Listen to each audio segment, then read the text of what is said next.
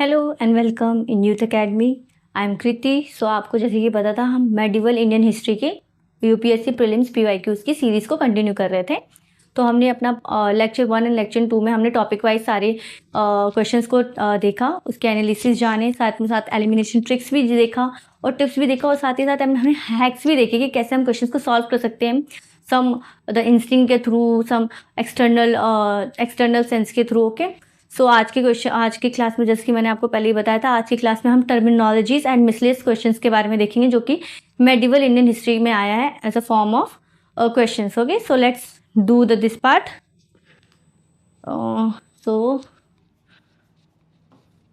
तो हमारी टर्मिनोलॉजीज का सेशन स्टार्ट होता है। तो पहला क्वेश्चन देखते हैं टर्मिनोलॉजीज का। 45 seconds enough for you. I hope आप बहुत ही कंफर्टेबल हो चुके होंगे मेडिवल इंडियन हिस्ट्री के क्वेश्चंस को टैकल करने में। 2016 में क्वेश्चन आया है हमारे एक। Let's do this question. तो इसमें पहले बता दूं, ये पेयर्स का है, टर्म्स है ये हमारी सारी, ये टर्म्स पूछी गई है और ये इसके डिस्क्रिप्शंस है। सो सॉल्व दिस क्वेश्चन।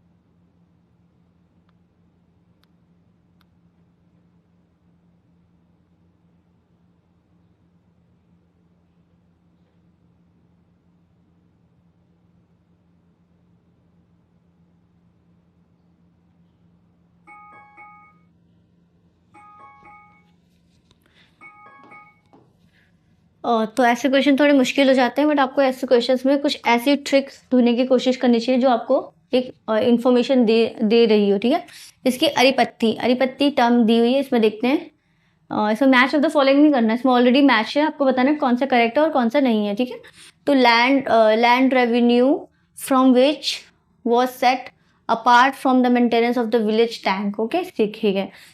तन्यूर का मतलब क्या है? Village donated to the single Brahmin और a group of Brahmin. Okay, tenure आपने ब्रह्मदेया के ऊपर पढ़ा होगा, ब्रह्मदेया करके हमारा एक वर्ड आता है, टर्म आता है, उसमें हमने देखा था कि जो ब्राह्मण्स को जमीन दी जाती है वो टैक्स फ्री होती है और इसमें सिर्फ ब्राह्मण ही कल्टीवेशंस कर सकते हैं, ब्राह्मण का ही सेटलमेंट होता है बेसिकली। तो ये आपको डिस्क्रिप्शन ब्रह्मदेया की नहीं लग रही? Village donated to the single Brahmin और अ ग्रुप ऑफ ब्राह्मण। जब यजनास परफॉर्म करते हैं तो राजास के थ्रू उनको as a form of gift दिया जाता है ब्रह्मदेया लैंड्स होती हैं, जो ब्रह्मदेया लैंड्स होती हैं। तो ये उसका डिस्क्रिप्शन दे रहा था। हमें पता है 2 इज इनकरेक्ट। ठीक है, 2 गया। आपको पता है 3 मतलब करेक्ट ही है। कैसे मैंने एलिमिनेट किया 3? मुझे पता है कि तन्यूर का मतलब ये तो नहीं होता, मुझे पता है ब्रह्मदेया का बेसिकली जो डिस्क्रिप्शन दिया हुआ है यहाँ पर वो ब्रह्मदेया का है। ठीक है, तो मैंने क्या किया, मैंने देखा कि 2 इज रॉन्ग स्टेटमेंट, मैंने 2 हटाया। अब मैंने इसमें देखा कि इसमें 3 और 3 कॉमन है। ठीक है, अब मुझे बस ये देखना है 1 इज करेक्ट और not.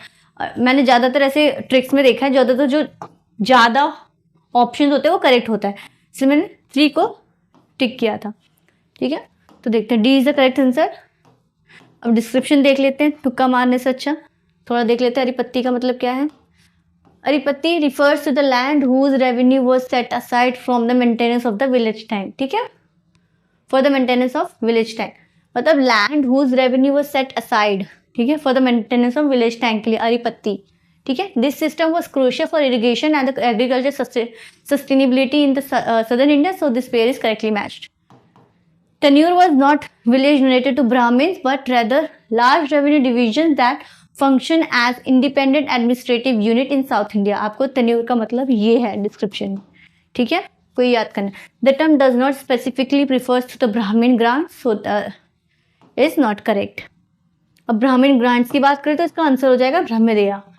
Ghatikas were educational institutions generally attached to the temples. Ghatikas, okay. Serving as a center of advanced learning, especially in the philosophy, religious studies, many of them played a role in shaping the intellectual tradition in medieval India. This pair is correctly matched. हमने इसके distorted form as well as correct form देख लिए। Let's move to question second. Student notes में मैंने ये दिया था कि Brahmadev is mentioned in the NCERT. किसमें, आर पास टू मतलब 7th क्लास के आंसर चैप्टर 2 में, तो उसी से आप एलिमिनेट कर सकते थे। Question 2, solve this question.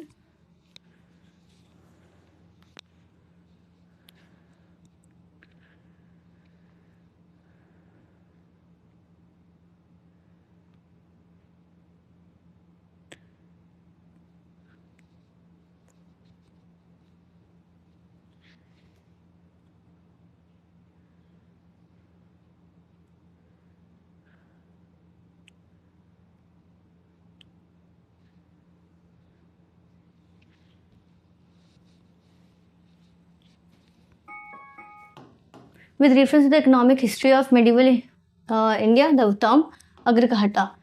तो अच्छा देखिए, इसमें इस क्वेश्चन में हमें बता दिया इकोनॉमिक हिस्ट्री से ही रिलेटेड एक वर्ड है, मतलब मनी से रिलेटेड ही कोई वर्ड होगा बेसिकली जिससे मनी जनरेट हो रहा हो in a form of positive way.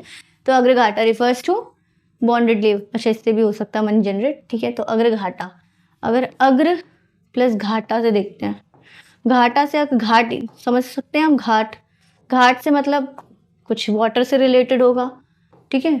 तो इसमें देखते हैं बॉन्डेड लेबर हमने हटाया, land granted to military officers, इसमें तो कोई घाट से नहीं है। Water wheel use in the irrigation land, ये एक हो रहा है। Waste land converted to the cultivation land, मैंने बोला घाटा, घाटा इस घाट, घाट में क्या होता है वाटर, इससे मैंने ऐसे साइकोलॉजी यूज़ की, वर्ड्स की ब्रेकडाउन की, तो मुझे पता चल गया वाटर यहाँ पर है एंड इरीगेशन का लिए यूज़ होता है, तो मैंने सी इज द करेक्ट आंसर। तो अगर घाटा, घाटा इस घाट, ऐसे करके मैंने देखा। I don't know what is the literal meaning of agraghata, बस मैंने देखा घाटा है, घाट होगा, घाट में वाटर होता है, मतलब किसी वाटर का यूज ही हो रहा हो किसी फॉर्म में। C is the correct answer. Explanation देख लिया, agraghata originate from the bland of the word अग्र विच मीन टॉक्ड एंड घाटा, ठीक है। तो विच मीन्स पॉट, घाटा मीन्स घटा, ओ घड़ा होता है ना, घड़ा, उसका मतलब होता है पॉट। बेसिकली दोनों का मतलब सेम है, पॉट वाटर कैरी करने के लिए। There is a confirmation to contented that this arrangement of the lifting water from the open well was pre assembly design in the Indian in the past, okay. 2016 में core question आया है, solve this question to.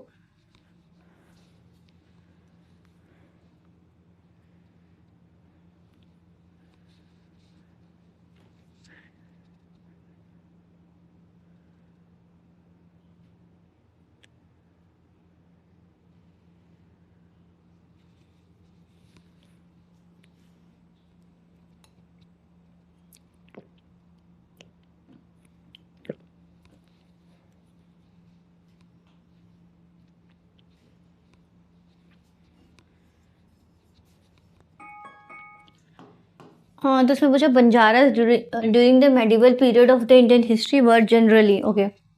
Banjaras के ऊपर बात की गई है।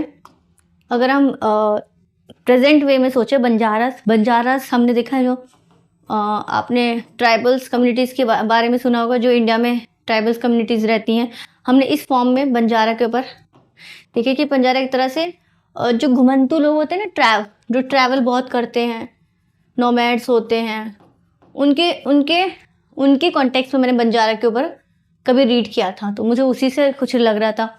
Agriculturist मतलब वो तो बेसिकली सेटल नहीं होते इतने, वॉरियर्स नहीं होते, वीवर्स नहीं होते, ट्रेडर्स ही होते, मतलब एक जगह से दूसरी जगह घूमते रहते हैं। तो इस फॉर्म में देखा तो Banjara is traders.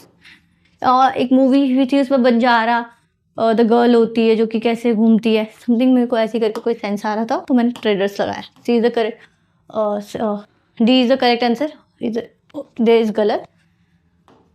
This is the typing mistake. So there was many kind of traders in the medieval period. This include banjaras, they were most important traders. Nomads, ठीक है, nomads है ये। other caravans was called tanda, उनके मतलब groups होते हैं जो चलते हैं, उनको टंडा बोलते हैं। the sultan Alauddin Khilji used the banjaras to transport grain to the city market, okay. emperor Jahangir wrote in his memoirs that Banjaras carried grain on their bullock from different areas and sold it to the towns. They transported food grains from the Mughal army during the military campaigns. मतलब basically they are the traders, okay. तो जब 20वें question आया है, solve this question.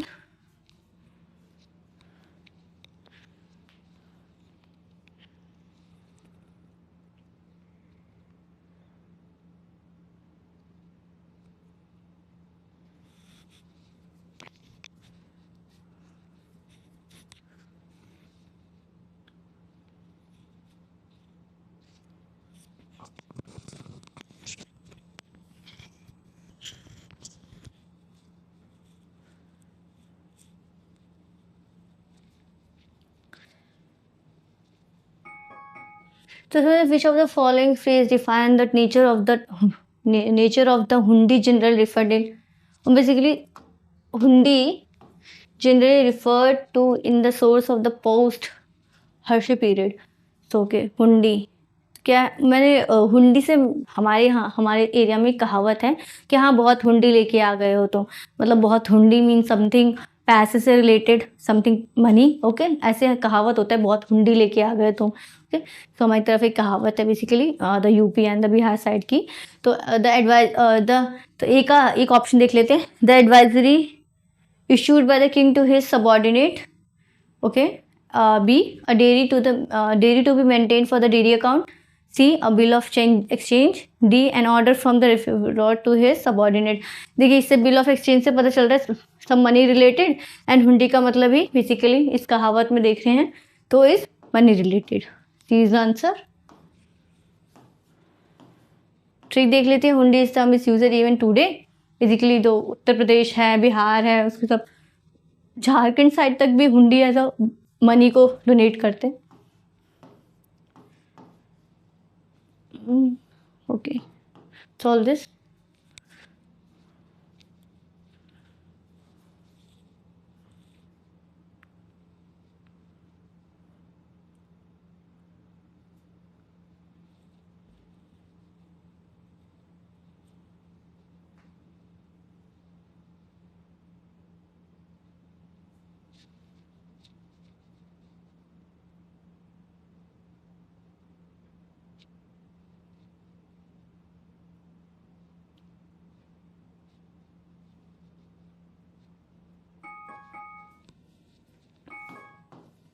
In medieval India, the term funum is basically referred to the coins.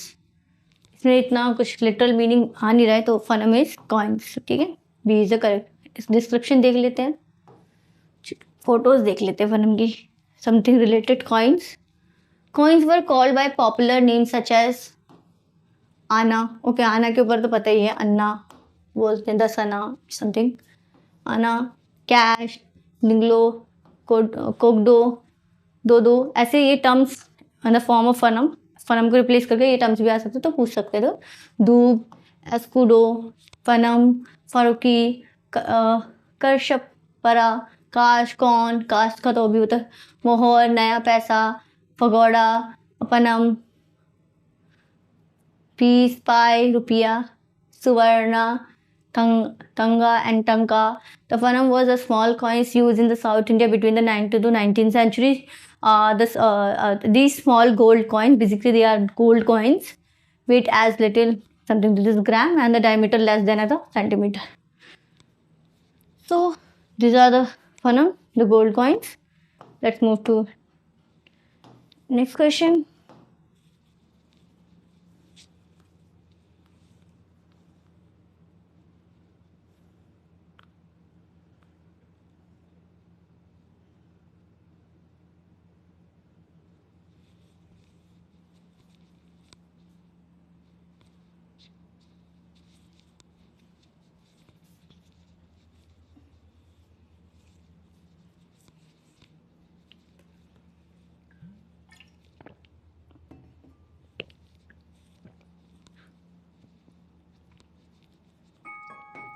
Again, with reference to the Indian history, who of the following were known as कुलादरान. Okay, कुलादरान के ऊपर आए. तो ये again ऐसे questions होते हैं जो छोड़ने लायक होते हैं, लीव करने लायक होते हैं.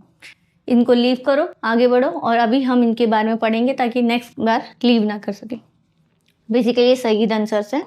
Saeed related to what? Let's see the explanation part. D is the correct answer. Sayyid were claimed to be descendant from the Prophet through his daughter Fatima. They commanded special respect in Muslim society. Even the Taimur protected the life of Sayyid during his invasion in India. Although his policy was one of the general slaughter, Sayyid put on a pointed cap. Basically, Kula means, Kula Daran is basically related to some descent. Kula is Kul. Daran, the Kula is like a cap. They were known as the Kula Daran during the Delhi सल्तनत, they also known as कुलादरान because of their cap, pointed cap.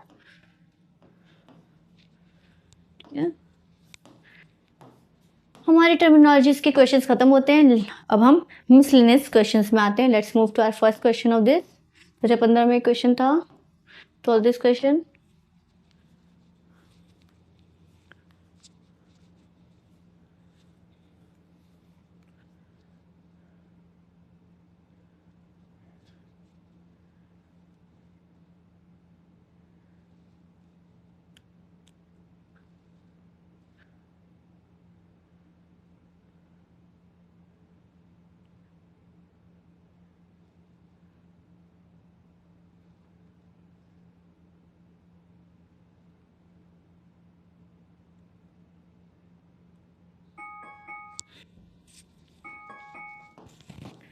वैसे region पे question आया ना, present region. Okay, इसको मैंने consider following pair, medieval Indian history, okay, और ये प्रेजेंट रीजन ऐसे करके मैच द फॉलोइंग है।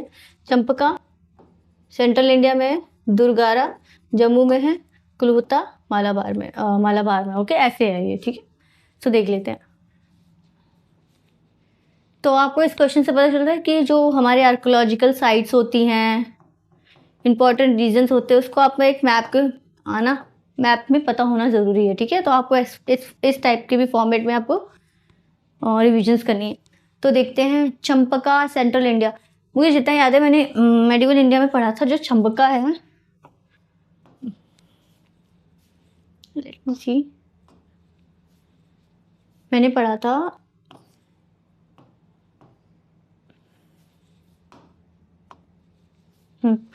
तो जो इंडिया का मैप है समथिंग लाइक दिस,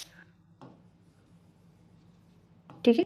तो इसमें मैंने पढ़ा था जो चंपका रीजन है, मैंने जम्मू के साइड में पढ़ा था कहीं, मुझे बस इतना पता था Champaka is from something Jammu, मुझे ये भी नहीं पता किस कॉन्टेक्स्ट में पढ़ा था। ड्यू टू माई मैपिंग, मतलब आप मैप के थ्रू अगर लोकेट करो तो आपको पता हो जाता है कि इस साइड पढ़ा था, इस साइड पढ़ा था, फिर एक रफ स्टेट को पता करना चाहिए है। तो चंपका इसमें लिखा है सेंट्रल इंडिया, और जबकि पता है मैंने जम्मू पे पढ़ा। अगर मैं इसको ऐसे मानूं तो मतलब दुर्गारा भी इज रॉन्ग, अगर एक गलत है तो ये दूसरा भी तो गलत है ना। तो मैंने 1 और 2 दोनों को चंपका इज फ्रॉम जम्मू, मैंने तो जम्मू में पढ़ा था चंपका, ठीक है। अब इसमें ऑप्शन में क्या आ जाएगा, अगर ये जम्मू में है, इतना आइडिया है, अगर इसमें कोई आइडिया नहीं है तो तुक्का लगा सकते हैं, वरना लीव द क्वेश्चन, ओके। तो जम्मू में मैंने इसको पढ़ा था, तो 1 इज रॉन्ग, मैंने इसको रॉन्ग कर लिया, ठीक है। अब मुझे Durgara is also related to Jammu और not, Kulahutta is related to Malabar और नॉट, बट मुझे पता है मालाबार कहाँ, इस एरिया में कहीं आएगा कि मालाबार किधर आएगा, तो मैंने इसको वैसे रॉन्ग मारा था, तो B is the answer, okay. Something ऐसे मैपिंग के थ्रू मैंने, मतलब पेपर में साइड में मैंने मैप बनाया था, फिर लोकेशन डाला था, फिर एक अंडरस्टैंडिंग के थ्रू मैंने देखा था। चंपका वॉज अ मेडिवल, कितने located in the Himalaya region, देखिए हिमालय रीजन में ही था, particular around the modern Himachal Pradesh and Uttarakhand rather than the central India, okay. Incorrect हो गया। Durgara refer to the medieval kingdom is present in Jammu, Durgara is related in Jammu, तो आपको बस इतना याद करें, दुर्गारा Jammu. Historical record confirm that this kingdom was prominent political entity during the medieval times. This page correctly meant Kulutta was an ancient and medieval kingdom located in the Himalaya region. Okay, modern day Kullu. Okay, so Kulutta is related to Kullu.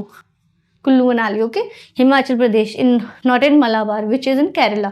So मैंने Malabar को वही coastal areas में ही देखे थे, तो मतलब नहीं आ सकता। So let's move to our next question.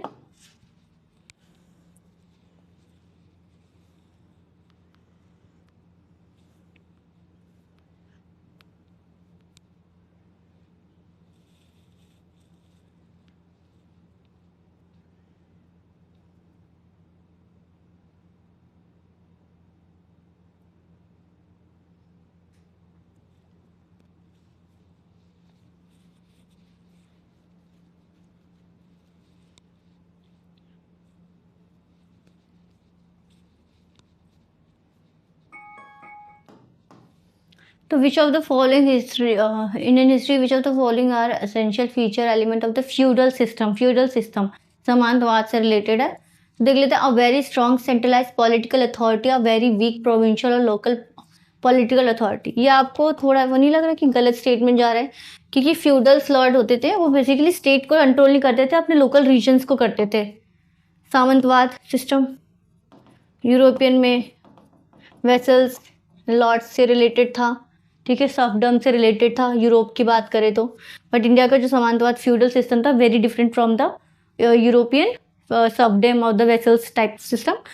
सो अगर देखें, सामंत इतना स्ट्रॉन्ग था रीजन में कि वो एक्सप्लॉइट कर देता था अपने द फॉलोअर्स को बोल सकते हैं, या तो लॉर्ड वेशल का जो रिलेशनशिप था।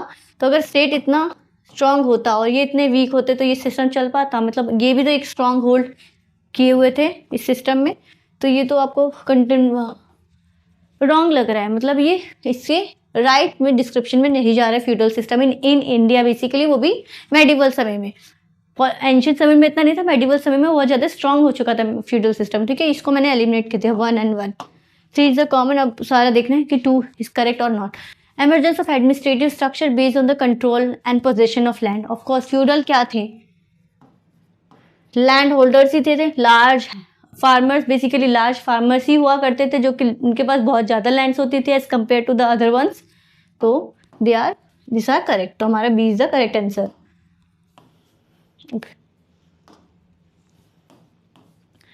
करेक्ट आंसर ये देखिए, पढ़ लेते थोड़ा। Feudal system is characterised by decentralisation. वहाँ पर सेंट्रलाइजेशन की बात कर रही थी, तो आपको याद होना चाहिए कि feudal system is equal to decentralisation,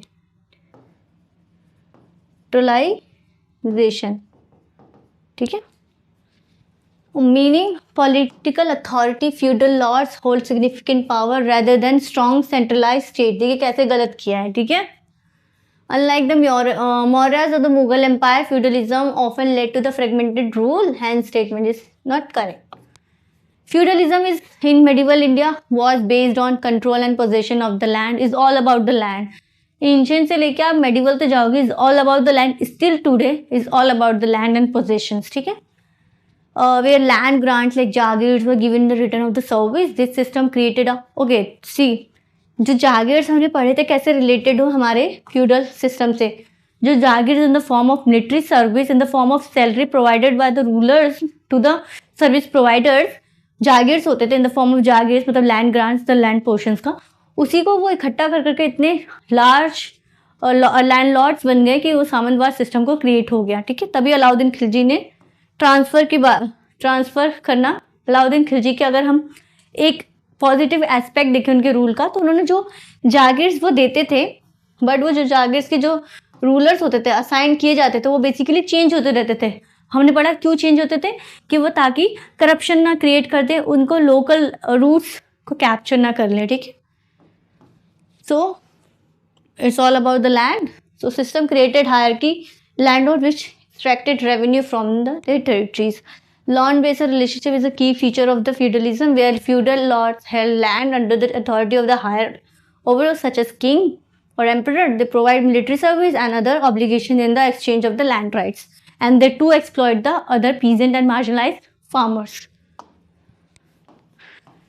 So medieval, so good news all for you all that हमारी medieval Indian history की जो भी prelims CSE प्रीलिम्स की PYQs थी वो सारी कंप्लीट होती है। यहीं पे हमने एंशिएंट की कंप्लीट कर लिए, मेडिवल की कंप्लीट कर लिए, मॉडर्न का हमारा साइमल्टेनियसली चल रहा है।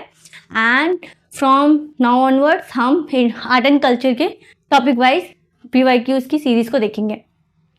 और साथ ही साथ आपको जैसे कि पता है हमारा इन्वायरमेंट का भी चल रहा है एंड पॉलिटिका इज ऑल्सो गोइंग ऑन।